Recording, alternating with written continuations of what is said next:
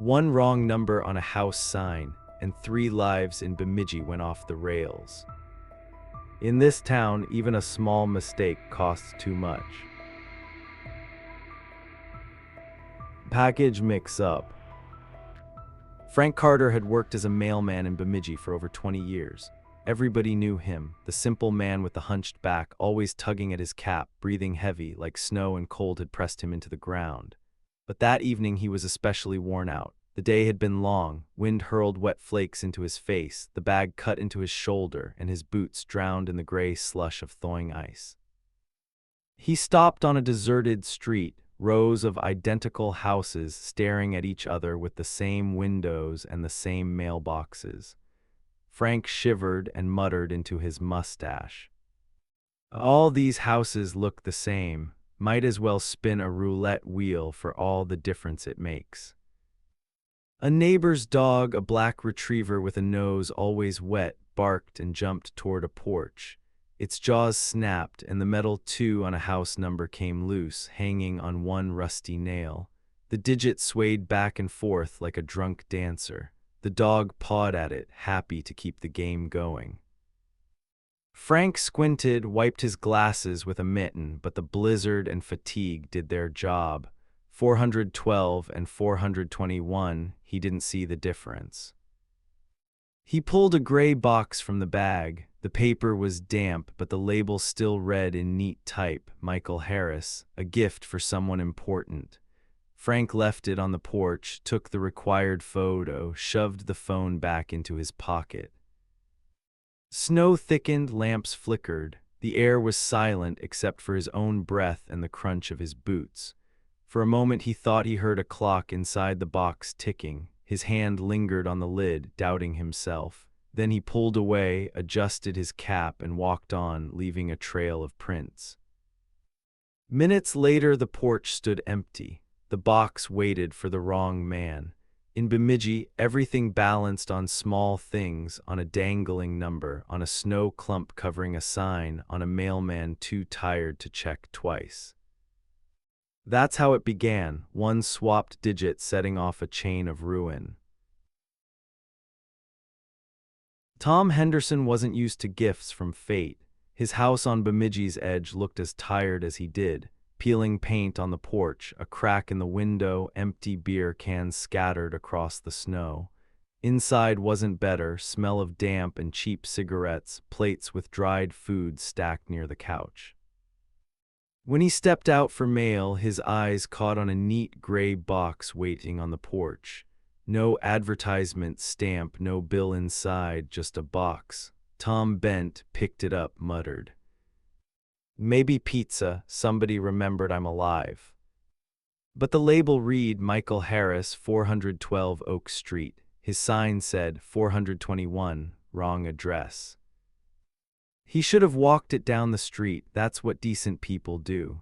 Instead, Tom dropped on the couch, opened the lid, and froze. Inside lay a watch. Not just a watch, shiny, heavy, gold rim, leather strap. He stared, then strapped it on, smirked. Well, guess I'm a man with time on his wrist now. The ticking was loud, like another metronome had moved into the room. Tom shoved the box in the closet, but the sound followed. That evening, smoking on the porch, his neighbor Mr. Brown shook a rug, cocked his ear. "Tom, your fridge broke, ticking like a bomb." "It's a watch," Tom muttered, hiding his wrist. "Sure, just don't blow the place up." Tom went back inside, grin stuck on his face. For the first time in ages, he felt important. But the thing was too loud, too alive, like it was demanding payment. Snow outside covered the tracks, and the crooked number on his porch kept swinging, a mute joke that what's not yours never quite belongs. Michael Harris liked order. Insurance, job, tidy house in a quiet block, bills paid early, dinners on schedule. But today order cracked, the package was gone.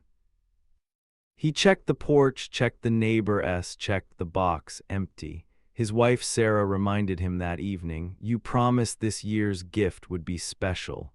Trust in her voice pressed harder than any threat. Michael forced a smile, said everything was under control. Inside, the ground slipped.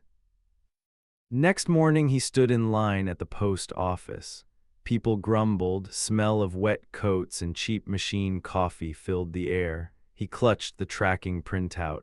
When his turn came, the clerk behind glass glanced at it, tapped keys, said flatly, "Delivered." "Delivered where?" His voice came out sharper than he meant. She shrugged. "The scan says your address." "But nothing's there," he snapped. "It's a mistake." The woman handed him a slip. "Then fill out Form 12B for lost holidays." Michael blinked. "Lost holidays?" "Yes, lost parcels, lost gifts, lost anniversaries, standard form." From the line behind came a dry remark. "Got 3 of those at home, didn't help." Michael turned, saw only tired faces. It was clear the system wasn't going to find his gift. Frank the mailman was called up. He twisted his cap, eyes down. "Yes, I delivered to the address." Michael stared hard, trying to pull truth out of him, but Frank stuck to his line, delivered. Back home, Michael felt trapped in a game with no rules. At dinner, Sarah laid the table, smiling, not knowing. The gift, the symbol of their marriage, was gone, dissolved into snow and paperwork. Tom didn't sleep. The watch ticked in the closet, loud as ever. By morning, he gave up, pulled it out again. Cold metal pressed his palm. He strapped it on, stared into the warped mirror. For a second, he looked different, richer, important. That day, he walked into Red Pine Bar, smell of fried onions and cheap beer. Tom sat at the counter, beer in hand, wrist out. Ed, a local regular with a face like old upholstery, spotted it. "Not bad, Tommy. With a watch like that, you'll either get killed or married. Neither's much fun." Tom smirked, but unease flickered. "Maybe I'm just lucky." "Luck doesn't last here," Ed said, back to his pint. The word stuck, too risky to wear it. That night, Tom snapped photos, posted an ad. For sale, almost new, best offer. Reply came fast. Buyer wrote short, no haggling, wanted to meet next day. Tom felt relief. Money fixes everything. Parking lot by the supermarket, gray SUV, headlights blinding. Buyer stepped out, tall, calm, leather jacket. He examined the watch, turned it over, lingered on the engraving, then said, deadpan, "I trade you for a knife set, or I got a moose in the freezer. Good meat." Tom froze, not sure if it was a joke. The man smirked, pulled out cash. "All right, money works."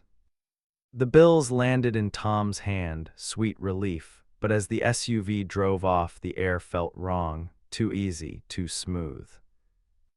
Walking home, money clutched tight, Tom heard a siren echo. He quickened his step, but doubt pricked him. Maybe the price of temptation was more than he could pay. Morning in the Bemidji police station smelled of wet boots and stale coffee. Tom sat on a hard chair, watch sealed in a clear evidence bag on the desk. His hands shook, face stiff. "Telling you I found it," he muttered at the wall. "Just sitting there on my porch didn't mean harm." Detective Johnson, flat stare, low voice, opened a file. Photos, call logs, Michael Harris's report. On the cover, case 2479, stolen property. "So you found it," Johnson said, then decided to sell it for cash. Nice coincidence. Tom squirmed, then blurted, "Santa gave it to me, said you're a good guy, Tom. I thought holiday miracle." Johnson didn't blink. "Santa's got an alibi. He was here last night." Tom shut up. The door opened. Frank shuffled in, cap in hand, called to confirm. Johnson asked, You deliver the package. Frank nodded, eyes down. I always leave it where there's light, even if the number's off. Tom jumped. See, he admitted it. He messed up, now it's on me. Johnson raised a hand. Enough, the file's raw, but the puzzle fits. Watch is here. Seller you, recipient filed theft, mailman delivered where it was bright. Silence, only the watch ticking in the evidence bag. Tom felt the cage click shut. Meanwhile, across town, Michael and Sarah sat at dinner. She was quiet. He tried to explain about the lost package, but between them lay a crack. No watch, no excuse could mend it. They led Tom out in cuffs. Snow fell heavy, flakes sticking to his hair, his coat. He tried shouting to passers-by, pleading, but his words drowned in cold air. People stared blankly, another fool caught in nonsense. The cruiser swallowed him, siren fading into the storm. In the cell, Tom dropped on a cot. Another man in orange snored beside him. Silence stretched until Tom smirked, muttered, "Gotta admit, the watch looked good on me." The cellmate cracked one eye, grunted, rolled over. Tom went quiet, but the smile lingered a second. That evening Frank sat in his kitchen, his empty uniform folded neat, a bag of undelivered mail in the corner. He packed a box with his things, absent-mindedly slid in a stack of letters meant for neighbors, wrote personal on the lid with a marker. The addresses stuck out plain. He didn't notice. He already knew tomorrow the office would hand him his termination papers. His wife had left for her sisters, sick of excuses. He poured cheap whiskey, bitter as rust, everything collapsing because of one glance, one wrong step in the snow.